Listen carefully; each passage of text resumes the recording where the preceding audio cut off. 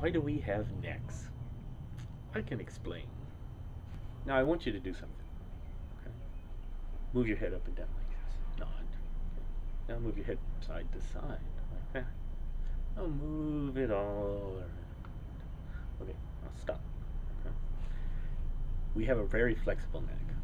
Have you ever thought about the fact that all land vertebrates, the animals that have backbones just like we do, have these flexible necks? Okay? Think about it. So were you thinking about it?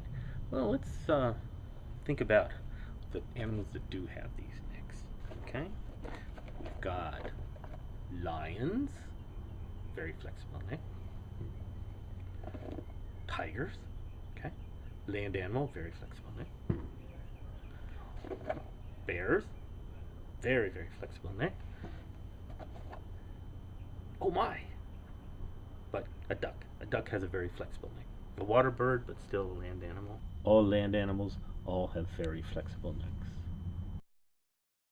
If you think about it, we can go back even further, back millions of years to the dinosaur era, and the pterodactyl, okay, he has a very flexible neck. He's a land animal, but he is flying. Okay, he's a flying reptile. Okay, he has a very flexible neck. So let's think about this flexible neck for a minute. Okay? We use it for all kinds of things.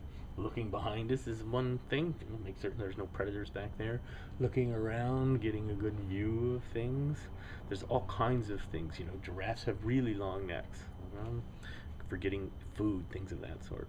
So what I was thinking about though is what's the original purpose of the flexible neck? How has this flexible neck come to being in vertebrates? So the original purpose of the neck, okay, to do that we have to go back to more ancient animals, okay, more ancient animals that are vertebrates, and that's the fish. Okay. Now here's a fish. You recognize it. It's Nemo, of course, from the Disney movie. But actually, it's a clownfish. Okay, it's a relatively contemporary fish, and if you look at it, you'll see that it has fins, and it definitely has a head and a backbone. But as you notice, it doesn't really have a neck, a flexible neck at all. And as you've ever watched a fish, you know that it actually has to move its body if it wants to look up or look down.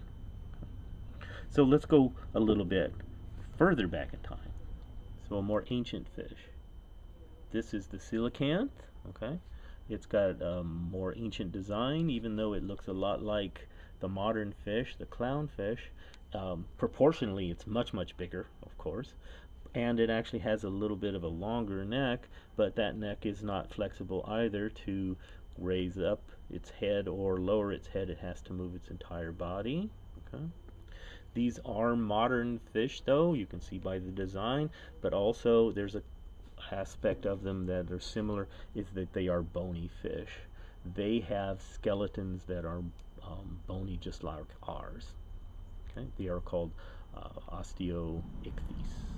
So let's go back in time another 100 million years, and let's look at the sharks and the rays.